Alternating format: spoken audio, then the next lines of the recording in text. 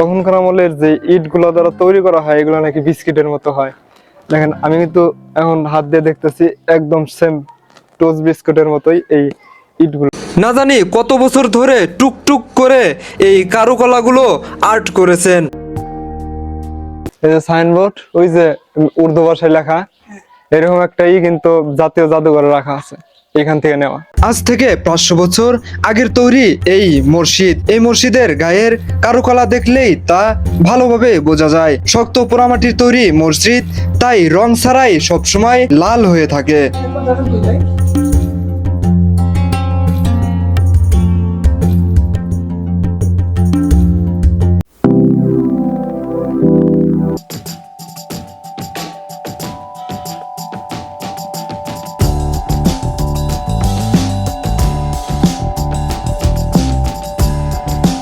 আজকে আমার উদ্দেশ্য নতুন কোনো ইতিহাসকে কথা বলতে যাওয়া। আমি কিন্তু প্রতিবারই ইতিহাসের সাথে কথা বলি এবং কথা বলানোর চেষ্টা করি। মহৎ লোকদের যত্ন করে রেখে যাওয়া ইতিহাস দেখতে এবং একতরফা তাদের সাথে কথা বলতে বেশ আনন্দ বোধ করি আমি। তবে এই আনন্দ আমি একা কেন ভোগ করব, আপনাদেরও দিতে চাই।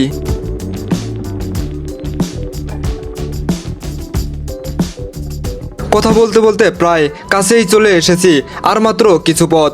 বাংলাদেশে ছড়িয়ে ছিটিয়ে থাকা ইতিহাসগুলোর রহস্য খুঁজতে বেশ দারুণ লাগে। এসব ইতিহাসের মধ্যে অনেক সময় ভয়ানক রহস্যময় ইতিহাসও লুকিয়ে থাকে। ইতিহাসে লুকিয়ে থাকা রহস্যগুলোকে আমার কাছে ইতিহাসের গহনা বলে মনে হয়। রহস্য ছাড়া ইতিহাস ভালো লাগে না।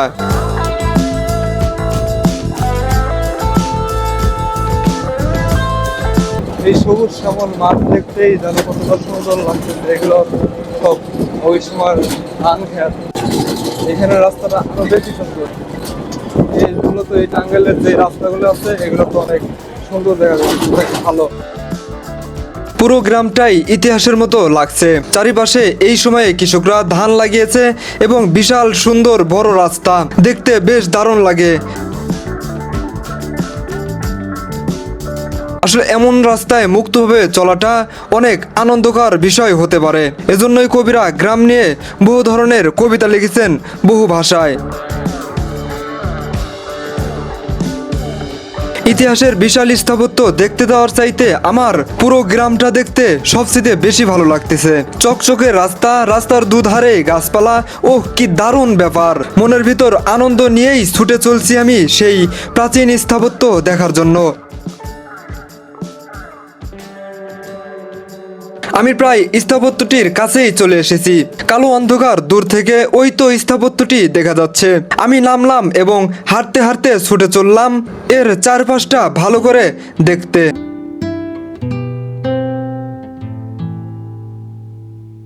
রাস্তার সাথে বিশাল আকৃতির পুকুর, আর পুকুরের পানির ছায়ার ভিতরে সেই মসজিদের ছাপটা পড়েছে, যেন সেই শাহজাহানের তাজমহলের মতো লাগছে।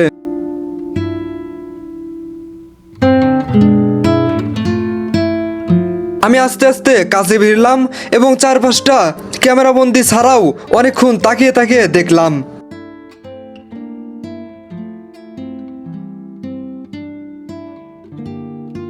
বন্ধুরা, এই সেই মসজিদ যে মসজিদ যুগ যুগ ধরে দাঁড়িয়ে আছে এইরকম একইভাবে।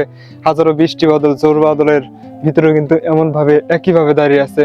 আজ থেকে প্রায় 400 বছর আগের মোগল আমলের তৈরি এই আতিয়া মসজিদ, যা আমি আপনাদের এখন দেখাতে চলছি।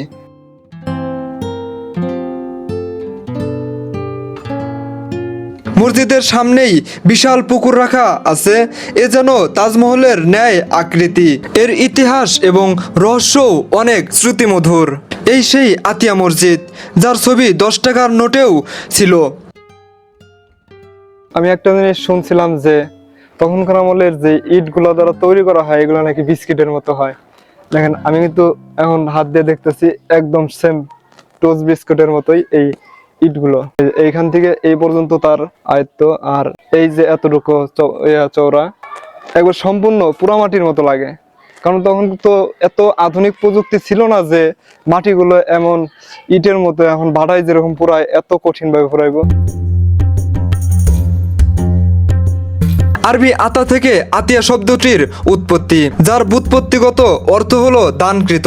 আলিশান বাবা আদম কাশ্মীর রহমতুল্লাহ আলাইকে সুলতান আলাউদ্দিন হুসাইন টাঙ্গাইল জেলার জায়গির দান করেন। টাঙ্গাইল জেলার জায়গিরদার নিয়োগ দান করলে তিনি এই অঞ্চলে এসে বসবাস শুরু করেন। সে সময় তিনি ইসলাম ধর্ম প্রচারের এবং আনুষঙ্গিক ব্যয় নির্বাহের জন্য আফগান নিবাসী কররানি শাসক সুলাইমান কররানির কাছ থেকে সংলগ্ন এলাকা দান বা ওয়াকফ হিসেবে লাভ করেন এবং এই এলাকাটি তাকে দান করায় এই অঞ্চলটির নাম হয়েছে আতিয়া। পরবর্তীতে বাবা আদম কাশ্মীর পরামর্শক্রমে সাইদ খান পান্নি নামক সুফিজির এক ভক্তকে মোগল সম্রাট জাহাঙ্গীর উক্ত আতিয়া পরগনার শাসনকর্তা হিসেবে নিয়োগ দান করেন। এই সাইদ খান পান্নি 1608 সালে বাবা আদম কাশ্মীর এর কবরের সন্নিকটে আতিয়া মসজিদটি নির্মাণ করেন। মোহাম্মদ খাঁ নামক তৎকালীন এক প্রখ্যাত স্থপতি এই মসজিদ নির্মাণের পরিকল্পনা ও নির্মাণ কাজে সংশ্লিষ্ট ছিলেন। 1909 সালে মসজিদটির সংস্কার করেন। পরবর্তীতে বাংলাদেশে সরকার এই মসজিদটিকে প্রত্নতান্ত্রিক নিদর্শন হিসেবে অধিগ্রহণ করেন। একটা জিনিস আমি স্পষ্টই বুঝতে পারলাম এখানে এসে যে এই মসজিদে দেখেন, আমি যখন এখানে হাত দিতেছি আমি মনে করি আমি কিন্তু সেই মোগলের সেই সুলতানি আমলের কোনো একটা স্থাপত্যে হাত দিতেছি। এখানে কিন্তু সেই 400 বছর আগে সেই মানুষগুলো আজ নাই, কিন্তু এই মানুষগুলোর যে স্থাপত্যগুলো রয়েছে, যে চারুকলাগুলো দেয়া এই মসজিদরা নির্মাণ করছে, এইগুলো কিন্তু আছে। এখানে ওযুখানাও এটাও লাল দেখা যাচ্ছে, তার মানে এটাও কিন্তু তখনকার আমলে কিছু কিছু জিনিস নতুন করা হয়েছে। 1978 সালে এই মসজিদের ছবি কিন্তু আমাদের 10 টাকার নোটের ভিতরে দেওয়া ছিল। আপনাদেরকে আমি সেই মসজিদেই দেখাইতেছি। এই মসজিদের যে নকশাগুলো দেখা যাইতেছে, চারুকলাগুলা দেখা যাইতেছে, এগুলো কিন্তু সেই মিশরের যেই প্রাচীনতম স্থাপত্য রয়েছে এগুলোর ভিতরেও কিন্তু লক্ষ্য করা যায়। আমি যতটুকু ভাবছিলাম তার চেয়ে অনেক বেশি। মসজিদের আয়তনটা ছোট, কিন্তু মসজিদের দেখতে একদম অসাধারণ। মসজিদের চারপাশ ঘিরেই ইতিহাস রয়েছে। প্রায় 400 থেকে 450 বছর আগে তৈরি করেছিলেন মুঘল শাসকরা, আজও যেন নতুন রূপ নিয়ে যুগের পর যুগ ধরে দাঁড়িয়ে আছে। দূর থেকে ভীষণ সুন্দর লাগে মসজিদটিকে। এরপর চারপাশের রংগুলো মনে হচ্ছে প্রতিবারই পরিবর্তন করা হয় এমন হয়ে আছে। দেখেন তিন পাশে এই মসজিদের দুই পাশে এইরকম চারুকলা নকশাগুলো দেওয়া আছে। তখনকার সময় তো এত যন্ত্রপাতি ছিল না, তখন এগুলো সব হাতে কাজ করছে।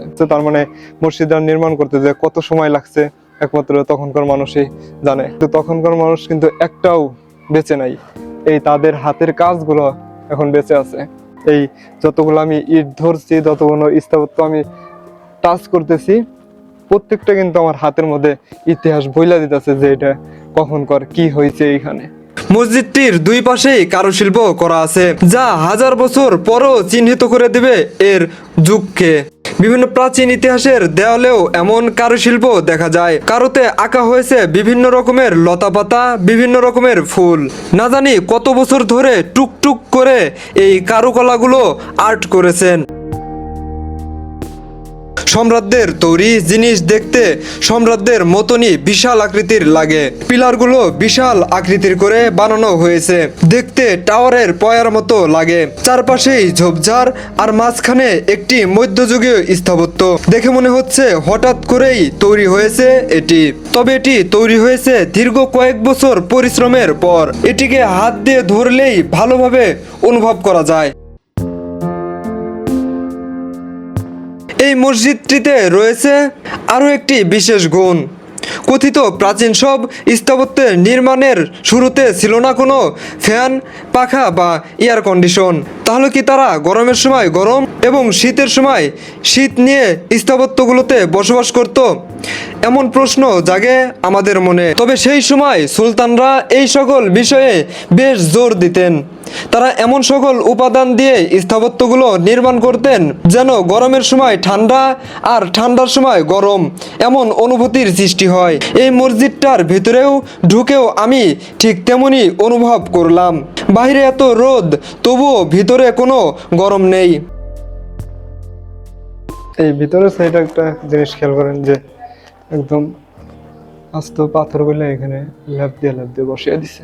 এইখান দিয়েও কিন্তু অনেক রকমের চারুকলা আছে, এই যে চারুকলা নকশা করা।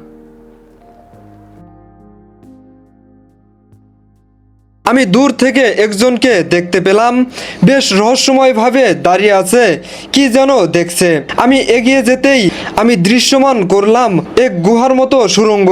অবাক হয়ে ভাবতে লাগলাম এই সুড়ঙ্গর কারণ কি, কি কাজেই ব্যবহার করা হতো এই সুড়ঙ্গটিকে। ওই তাদের রহস্যময় কিছু তৈরি জিনিসপাতি আছে না। কেউ বলে যে এই বাইরে মাত্র আসলো, তারা বললো যেখানে এটা নাকি জেলখানা ছিল। এর ভেতরে ভরপুর পানি রয়েছে, দেখতে জেলখানার মতো রহস্য মনে হচ্ছে। এর ভেতরে একটি কক্ষের মতো লাগছে। আমি ধরে নিলাম গোপন জেলখানা বা এখানে ইমাম থাকার জন্য একটি রুম ছিল। তবে এটি মাটির নিচে কেন হবে, রহস্যময়ভাবে কেন থাকবে, আমি বুঝে উঠতে পারলাম না। ধরে নিলাম এটি রহস্যময় জেলখানা বা রহস্যময় ঘেরা একটি সুড়ঙ্গ হবে। প্রিয় দর্শক, ইতিহাস থেকে দেখা যায় যে এই মসজিদটি সেই সম্রাট জাহাঙ্গীরের আমলে তৈরি হয়েছিল।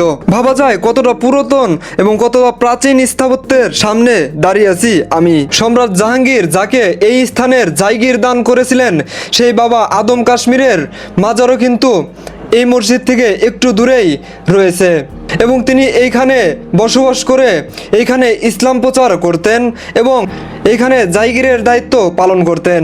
পাশে একটি প্রাইমারি স্কুল রয়েছে। এই প্রাইমারি স্কুলও বাবা আদম কাশ্মীর রহমতুল্লাহ আলাইহির নামেই প্রতিষ্ঠিত হয়েছে। মাদ্রাসা, দাখিল মাদ্রাসা হযরত শাহানশাহ আদম কাশ্মীর রহমতুল্লাহ আলাইহি দাখিল মাদ্রাসা একাডেমি ভবন, শাহানশাহ আদম কাশ্মীর রহমতুল্লাহ আলাইহি তার নামেই এই মাদ্রাসাটা, দাখিল মাদ্রাসা তৈরি করা হয়েছে।